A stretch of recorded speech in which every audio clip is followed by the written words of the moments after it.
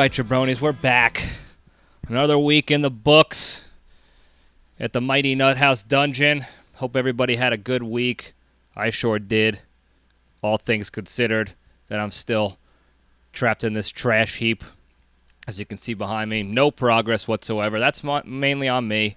I've been dicking around most of this week, not helping out with the cleanup here. So I had more important things in my, my personal agenda to take care of.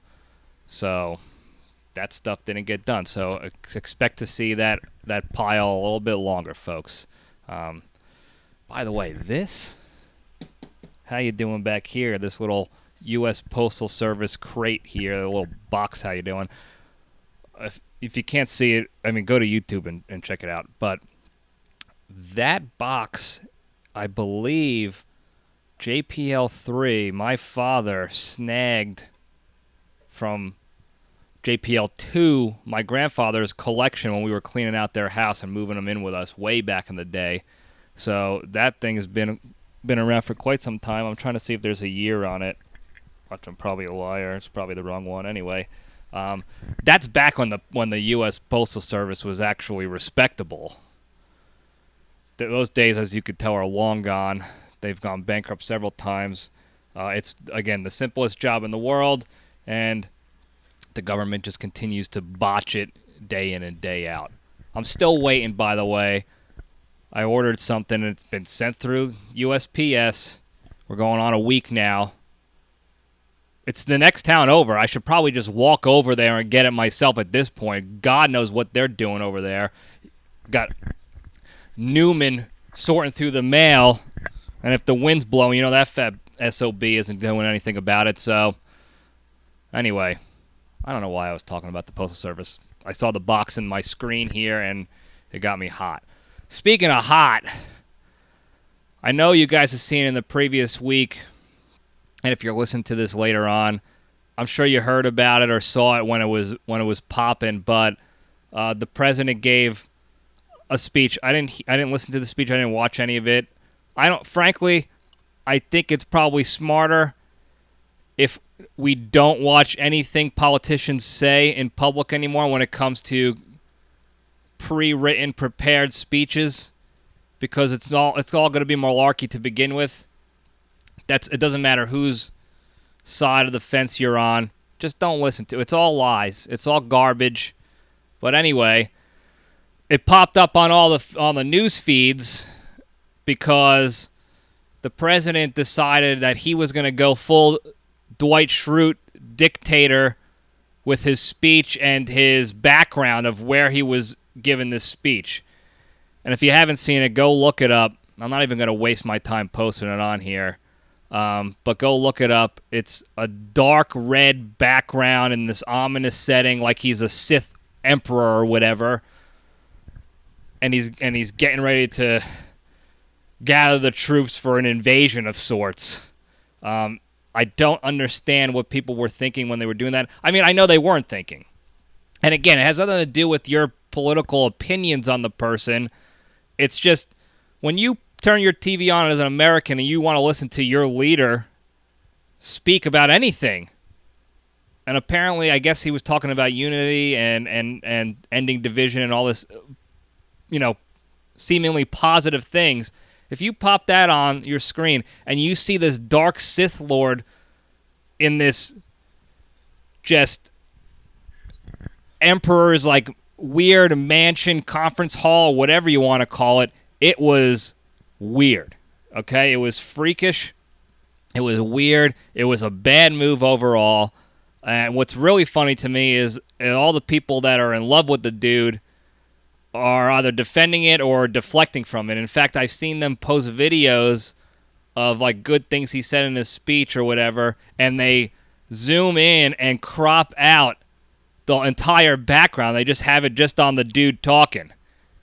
And there's no evidence whatsoever that he's in his secret emperor lair that he decided to give his speech from, because they don't want you to see that. They know that was a giant mistake, but instead of admitting to it, they're going to hide it. And that's really kind of goes to my point about politicians are slimy, sleazy, disgusting, despicable people, that really fell from grace, if you will.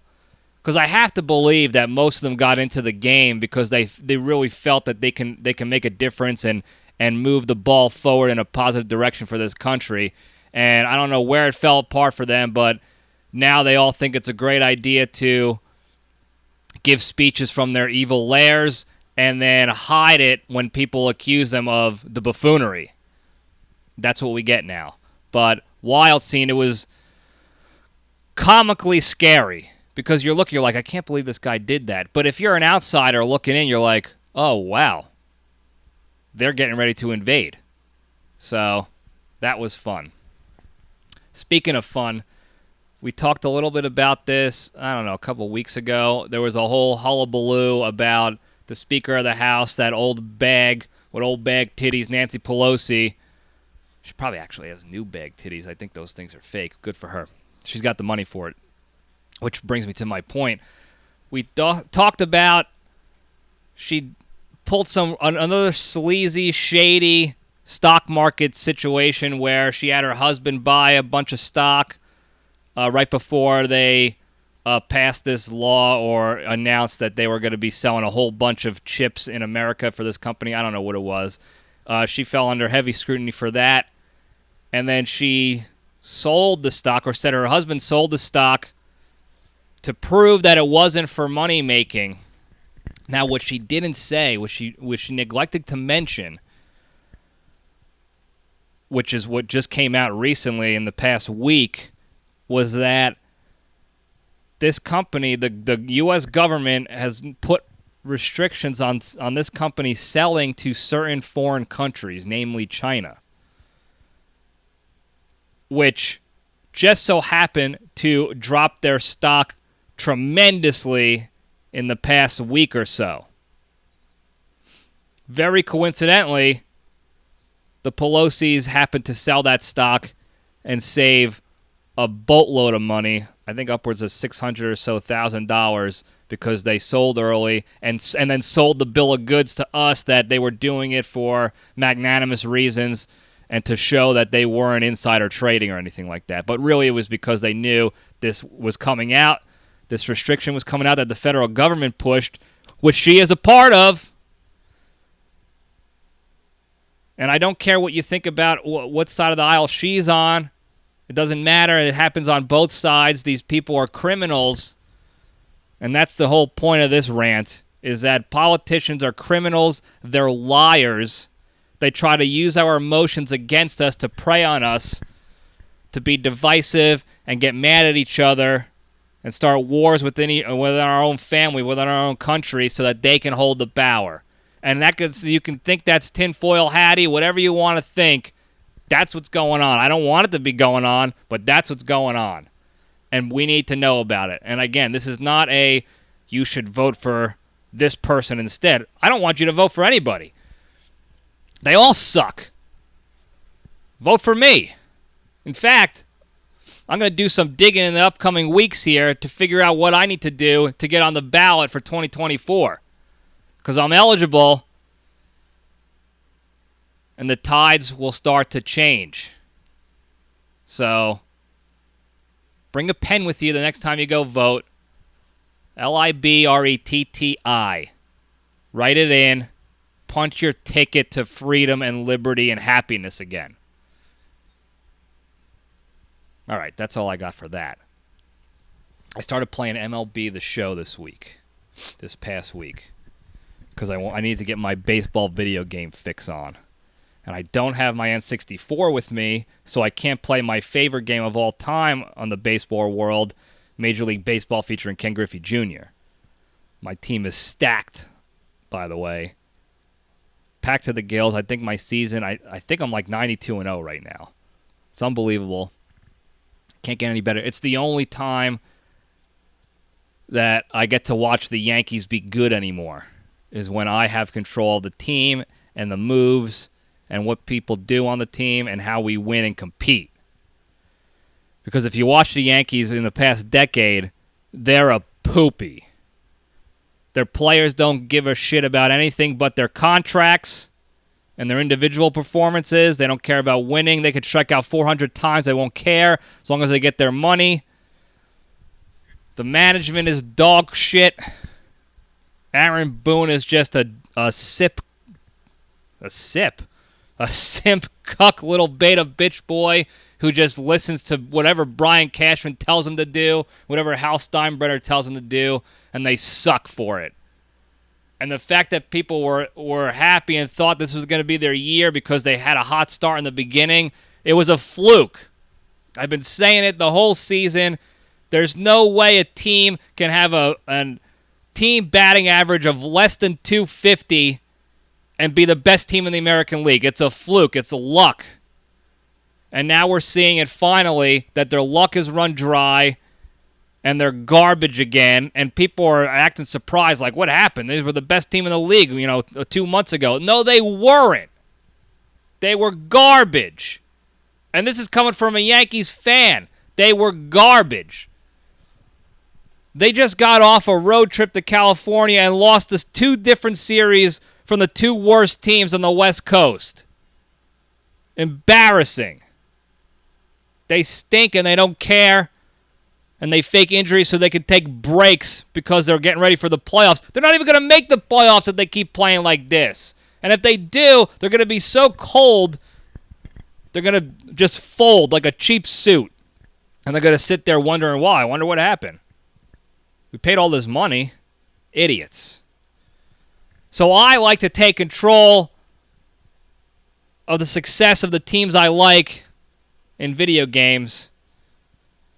And since I don't have N64, long story longer, I started playing MLB The Show. And that sucks. And if you thought there was going to be a positive ending to this, you're wrong. MLB The Show 22 sucks. The graphics are awesome. The teams everything's realistic in that regard.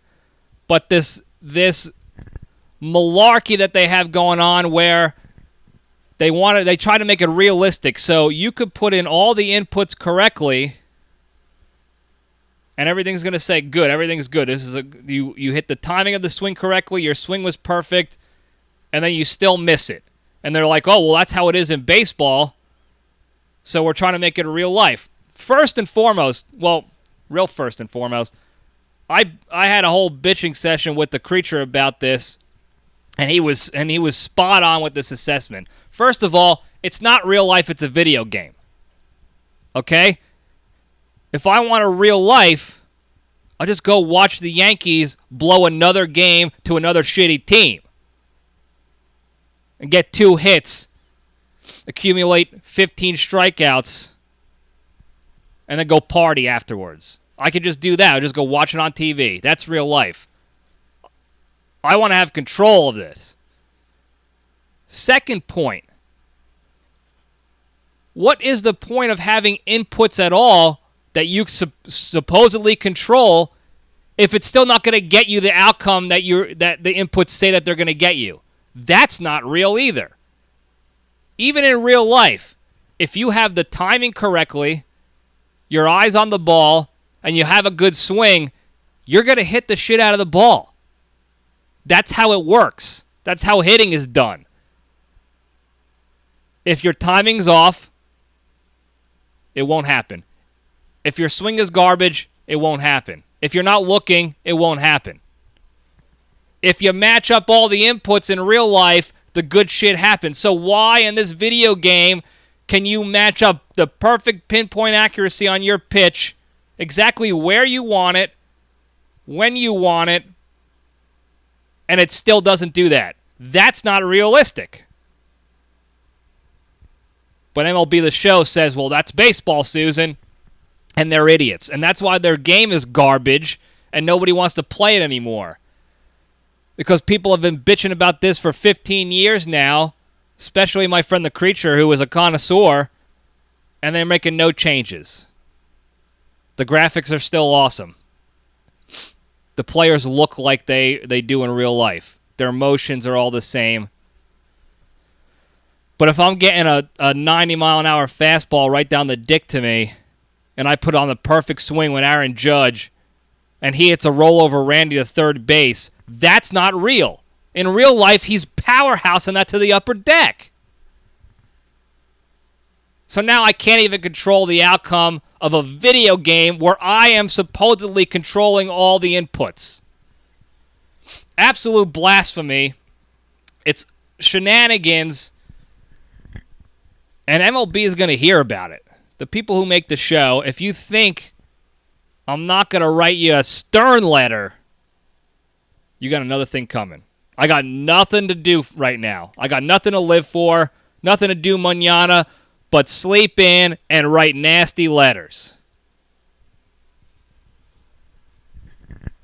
All right. I'm hot. We're 15 minutes in. Didn't even get to the junction yet. So let's just do that. We'll step into the cage first, and then we'll get into the junction.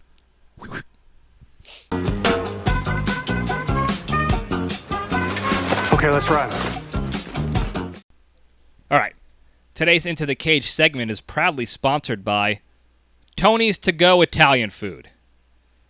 If you ever found yourself on a road trip and you start getting this craving for cavatelli, but you don't have the time to sit in a restaurant to enjoy it, well, then stop on over at Tony's To Go Italian. At Tony's, you just sit in your car and Tony tosses a Ziploc bag of your favorite authentic Italian dish right into your passenger seat and you're off to the races. With options like limousine lasagna, to-go tortellini, or mobile manicotti, Tony's has it all.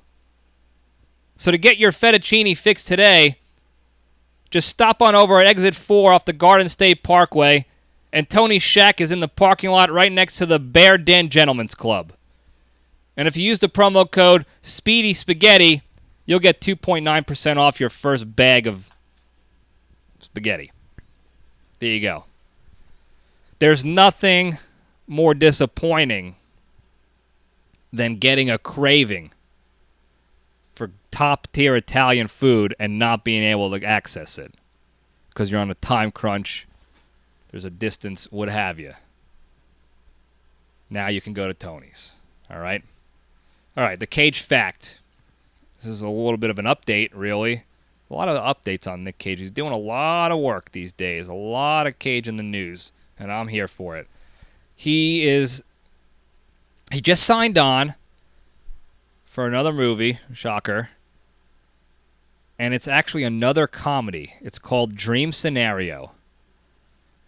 They're keeping it very close to the chest on what the movie's about, who else is going to be in it, the premise, when they're going to start filming. Everything is in the dark right now.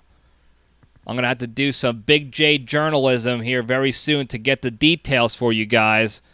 But I just heard about this recently, so I'm going to do some digging and find out the facts of the case here to figure out more about the movie. But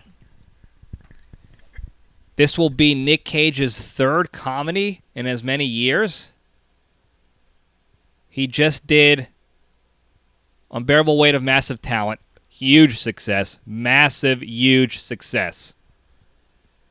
He's about to wrap up filming, if they haven't done so already, on this action comedy, Renfield, where he plays Dracula. Can't wait for that. And now he just signed on for this third comedy, Dream Scenario. And I wish I knew more about it, but I don't. This is also, by the way, coming right after his wildly successful drama, Pig, which I touted for weeks on end after I saw it, last year or whatever. So, look, if you guys are continuing to doubt the skill and the range of Nic Cage, don't listen to the show anymore. I mean, there's no reason to do it. There is no doubt about it. This guy continues to deliver. He continues to deliver year in and year out. You want him to do drama? Pig. You want him to do action? Face Off. You want him to do crazy? Face Off. You want him to do funny? Massive Talent. You want him to do emotional? Rage? What do you want from him? Face Off. The guy can do it all. he's just continuing to silence the doubters day in and day out. And at this point, if you don't believe that, you just don't want to believe it. And you ought to be ashamed of yourself, quite frankly. But that's all I got to say about that particular thing. That's the Cage Fact. We'll step right into the junction, spin the logo up, and get this show on the road here. Now, we're talking about purchasing homes this week. I've lived in a home my entire life, okay? All 30-some-odd years of my existence, I've lived in a home. And recently, in the past 4 days, I started looking for a home to purchase myself for the first time. So as you can imagine, I've gained a wealth of knowledge and experience and expertise in this field already. And as we like to do here on the LPDS, I want to share that information and that expertise with you guys so that when you guys go and purchase your first homes, when you start approaching 40 years old and you don't want to live in your parents' basement dungeon anymore, you'll have the tools necessary to make it happen as opposed to, going in blind and really getting screwed over on a lemon of a house. So that's an important thing. You don't want to mess that up. So I'm here to teach you the tips and tricks if you will. And I will. Now, the first thing you want to do, everybody's going to tell you, go consult a real estate agent. They're the experts. They can walk you through the process. Look, you don't want to do that right off the bat, okay? Again, you don't want to start off on the wrong foot. Let's not be stupid here. Okay, what you're going to want to do is you're going to want to get on Zillow, or you're going to want to get on realestate.com or Google Homes, whatever you got to do, and you're going to start compiling your first list of houses on your own. And what you want to do with this list is you want to find the perfect match houses for you, okay? You're not going to look at price. It doesn't matter what the max price is. You don't put the ceiling on yourself in that regard. Filter out how many bedrooms you want. If you want a pool, a balcony, 3-car garage, put all the filters in. Big backyard property, sex dungeon, fart room, office space, whatever you want, put it all in there. Okay? Find the area you want to do it in. Put the range in, and then start looking at those houses. And the ones that are perfect for you, you save them in a list, okay? That's your first list right off the bat, the dream home list, okay? Those are the houses you want to end up in, whatever the cost, okay? Once you get that list completed, and this is all from experience, guys. Don't just think that I'm just talking out of my ass here. I know what I'm talking about. All right, I've been doing this for a long time. I've lived in nothing but homes for 30-some-odd years, okay? The next thing you want to do, this is when you want to contact your agent. All right? How you do that? How do I find an agent, Libretti? Great question. Okay? You want to talk to one of your friends who's in the real estate business. We all have at least one of them. Okay? It's a popular field to work in. They're all over the place, okay? And you ask your friend informally, hey, do you happen to know any agents in this particular region? And if they're a good real estate agent, obviously, and a good friend, they're going to be like, yeah, I know Joe McNutsack. He's, top tier in this in these counties over here, so he can hook you up. Do you want me to send you submit a referral for you? Be like, no, I'm just curious. Okay? You don't want them to submit for a referral, okay? And here's why. When they submit a referral for you, something just clicked and broken. I don't know what happened. Something's going on upstairs in this nut house, and it's scaring me. When they submit a referral for you, whenever you purchase a home, they get a percentage of that commission as a referral finder's fee or what have you. Okay? You don't want that because if you're a good friend, you want them to earn their money. That's a gimme bonus. They did nothing but mention a name and they got a bunch of money for it. Okay? If you're a good friend, you won't do that. You'll force them to earn their money by selling houses, making purchases, doing what they got to do, doing their job well, and they'll appreciate you for it and respect you for it in the long run because they know, like, oh, this guy's just not going to give me a friend's deal here and give me free cash like that. I'm going to have to go and work my ass off for it. So you don't want to do the referral. What you want to do is you want to remember the name, Joe McNutsack. Got it in your head. You go onto the real estate site where Joe McNutsack works and you look up his contact information. Okay? That's how you find your agent. All right? Once you find your agent, you send them an email. You don't call first. You send an email first. All right? And in that email, tell them if there's a few things you want to put strategically in that email. First thing right off the bat is you want to let them know that you're on a time crunch. Okay? Hey, Joe, I'm looking to purchase a home in this region that you work in, and I'm on a time crunch. I need this as fast as possible, so I need you to start hustling immediately. Then you attach the list of your dream homes, and you tell Joe, here's the initial list of the homes that are in my wheelhouse that I want to end up in. I need you to go and start brokering deals because these prices are way too high. There's no way I can afford this house, this dream home at this price with my cashier's salary that I get. So go talk to the other agents, start brokering deals, and let's get to a number where we can work with so I can get into these homes. And you send him on his way. Hit send, gone. He better be out there and doing that. Now, here's the reason why you want to do that, okay? You send him on this wild goose chase to do with this impossible task. You know it's impossible. I know it's impossible. He knows it's impossible. But this is the test. This is the initial test to see if this guy's going to be working for you. Sorry, folks. Had a little bit of a... not a technical difficulty. I got a phone call, so I had to take that, and we're back on track. So where the hell was I? The test, okay? You want to send him out there doing something that's ridiculously impossible to see how much effort he puts into it, see what he can try to do, and see if he's willing to work with you. If he's just going to push back immediately like, I can't do this, you don't want that negative energy from your agent. You don't want, I can't. No. I will. That's what you want to hear. I will do this. Okay? That's the test. That's the first test right off the bat. Okay?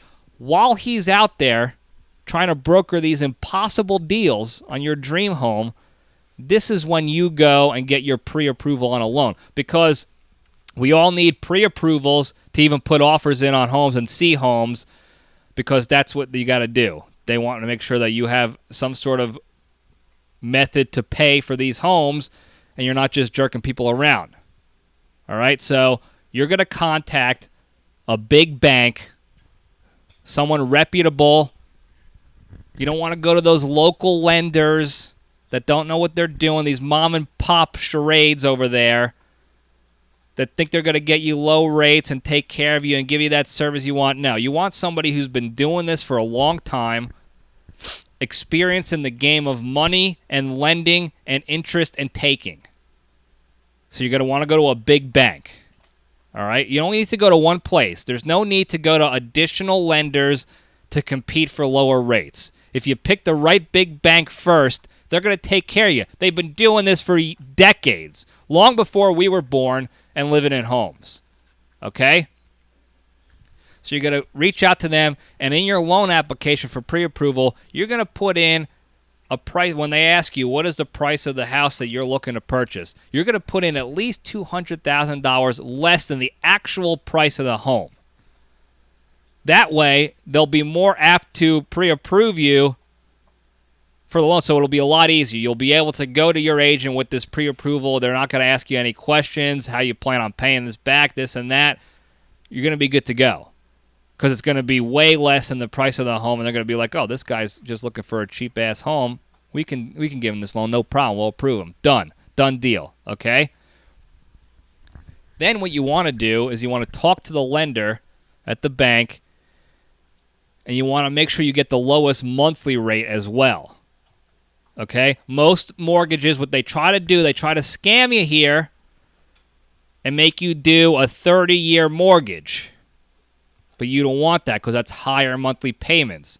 You want to extend this out to 60, 70, 80-year period of time so that your monthly payment is a fraction of what your stupid humphead friends and neighbors would be paying for their mortgages. All right? So the longer you can get on the period, the better off you are. So if you could get 100, get a 100-year loan.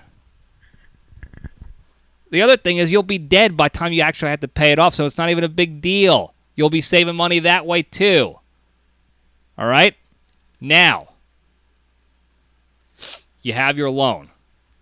The agent is doing his thing. You go to your agent, and you tell him you got pre-approved for the loan, and you tell him you got pre-approved for $200,000 more than the price of the home that you want to purchase.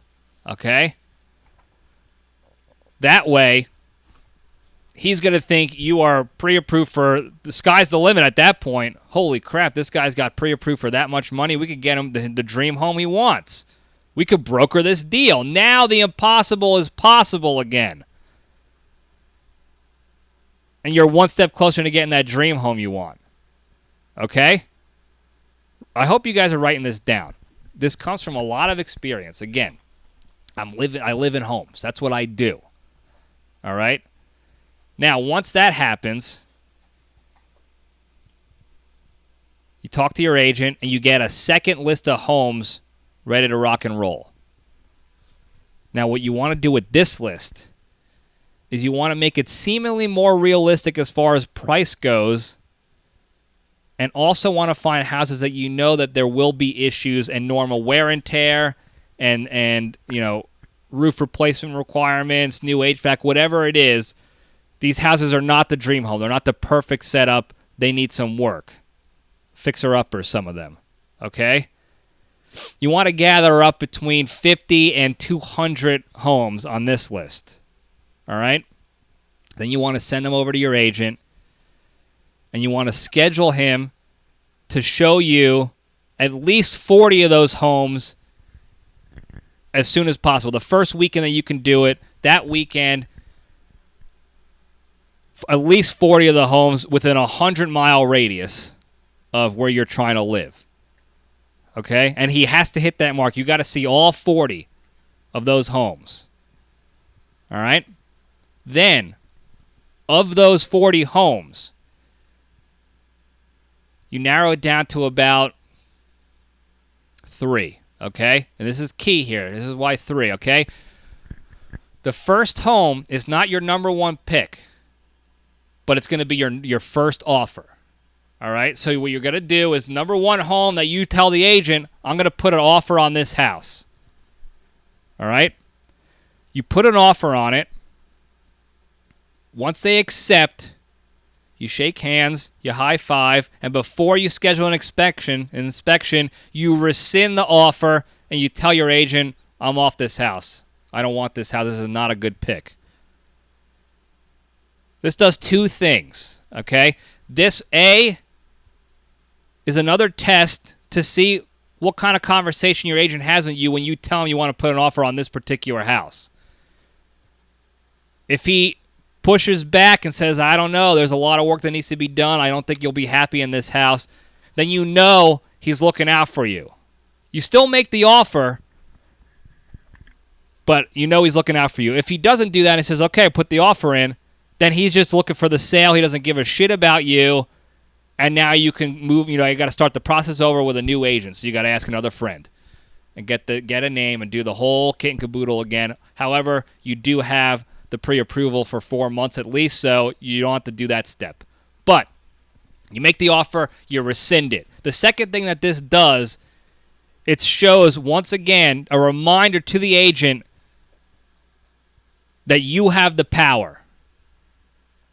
You have the control of this relationship, and he's not going to pull a fast one on you by trying to get you into a home that you don't really want.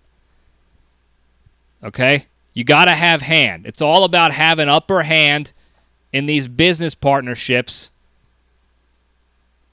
or else you're going to get screwed over. And that's what it is. It's just business. Okay? So you got to let them know. Now, the second house on your second list is also not going to be a house you're going to purchase. You're going to make an offer on this second house. You're going to get to an inspection. You're going to have the inspection. And then you're going to rescind the offer after the inspection. You're going to find some minute detail, some minor issue going on with the house. Oh, this window lock doesn't work. These blinds are crooked. I don't like this paint color. Whatever it is, and you rescind the offer. You have to repeat again the process as a third reminder to your agent that you own this relationship. You're controlling the situation.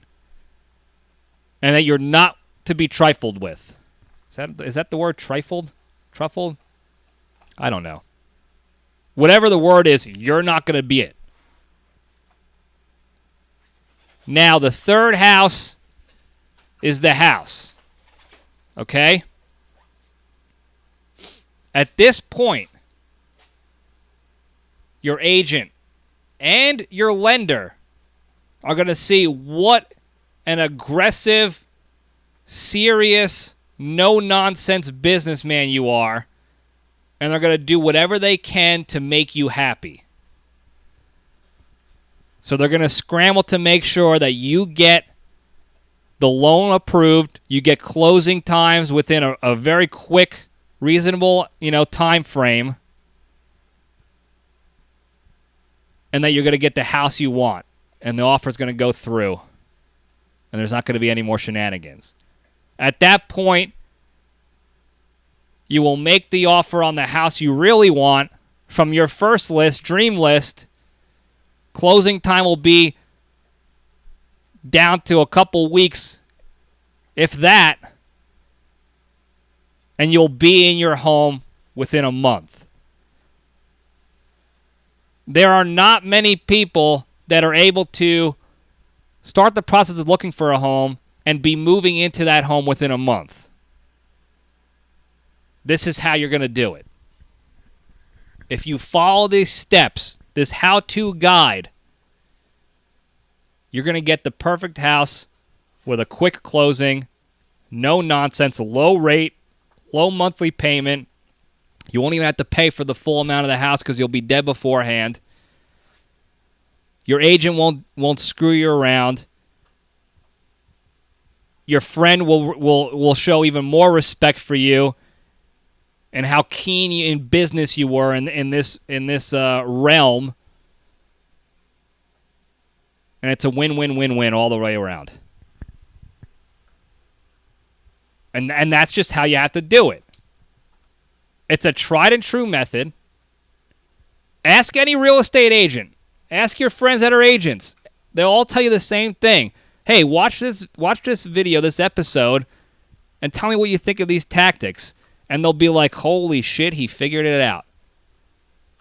There is no denying that this is going to be the key to success. And that's what we're looking for here, success.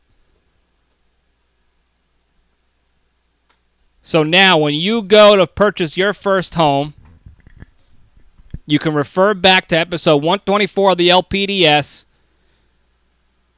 review your notes, and you'll be ready to rock and roll. Now, for timeline purposes, I started looking about 4 days ago. I started drafting up my list. So I'll keep you posted. Within the next month, I should be in a new location, the dream home. And I'll tell you about the rates and the stuff I get. I have no problem being fully transparent to show you the success. This is not just to do as I say, not as I do. I'm going to do it. This is what we do here at the LPDS. We provide knowledge and expertise and teach lessons through experience. And we give you the tools that we use to succeed in life. And this is just another bag of tools for you guys to use. So that's all I got on that. Take the tool bag, run with it, live your dream. All right? All right. Let's pop over to a hotline real quick. I think we got one hotline call, and then we'll wrap this bitch up. Hello, John. I know you're still living in the nut house. Just a thought for your job application. Have you thought about applying as a black trans woman? If you identify as that, you may get some traction with Barstool Sports. All right, best of luck. All right. Well, thank you, caller, for your own tips and tricks on how to get hired. And I love this stuff. This is what I like to see and hear. Where the exchange of knowledge and goods and tradecraft and experience back and forth between me and you, the fans. I didn't even think of that. Why would I not try and be that black trans woman for a job hire? They can't. What, are they going to challenge me? That one lady practically did it. What was she, part of the NAACP or something? Like the head of the Washington chapter, who was telling everyone that she identified as a black woman and she wasn't black. Visually, anyway, but she identified as one, so she was one, and it worked. So thank you for the tip. I'll see if I can try it. See how it works, and I'll get back to you. But this is what we want here, guys. That's what the hotline's for. Questions, comments, advice to me. It all plays. It all plays. So thank you for the call, caller. You're a true hero, and I appreciate you. Now, before we go, obviously, hey, Randy. Randy's rotting in the dungeon too, folks, if you're looking in YouTubeville. Before we go, we got to hit the big three. The three pillars to staying strong and being a better, happier, less stressful, more positive human being.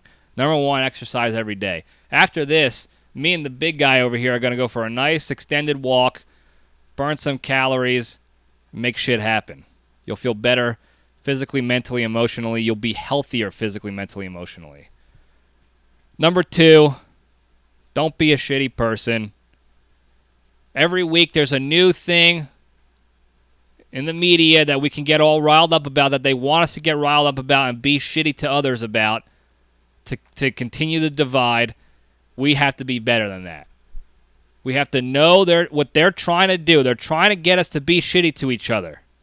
We have to take the step back before we hit send or post or retweet or whatever it is, and think about the actual second and third order effects of our actions. And know that no good ever comes from anything negative like that. No good ever comes from it. Nobody's looking at your post being an asshole to somebody and being like, oh, yeah, you showed them. And if they are, they have problems too. They need to go take a step back and think about what the hell they're doing in their lives that gives them pleasure. That's a problem. Don't do it. Don't be a shitty person. Number three, the most important one, be genuinely thankful and grateful for all the good you have in your lives. We love to kid around here, obviously. We like to be silly and stupid and sarcastic. But it's always good to take the step back and be genuinely thankful and grateful for the good things you have in your lives, like our friends who are actual real estate agents who would be able to provide help to us when we're purchasing homes. all the family members that are good in your lives, the things you have, your successes, all the good things. This pile of trash that I get to go through and enjoy, looking at old memories of my childhood. I am genuinely grateful for that. It might be a pain in the ass to actually have to sift through this stuff and clean it out and organize it, but it'll be very cool to go back and see old report cards, pictures of me playing sports back in Little League when I actually played the sport. I didn't just sit on the bench. So I am grateful for that. I'm grateful for all of you guys listening. I love it. It keeps me going. It makes this show great. It makes what I do, this stupid little side hobby that I do in a basement when I'm not working or doing anything else. This is my escape, and it's because of you guys. So thank you for that. Don't forget to call the hotline, 202-670-1114, for anything you want. Call it in. We're going to have a couple of LPDS polls and questions and ask me anything type of scenarios, so hit the hotline and give me your input for those upcoming things. Like and subscribe. Tell your friends. Spread the good word. If you like what you hear here, tell your friends about it. If you don't like what you hear here, tell your enemies about it. Okay? It's all good stuff. They can troll me. They can leave me bad comments. I'm here for it all. We can handle things. We've been to the trenches of warfare. We're down in the dungeons right now in the mud. We're mudders here, baby. We're here for it all. Send it our way. Thank you guys again for everything. I love you all. Stay strong.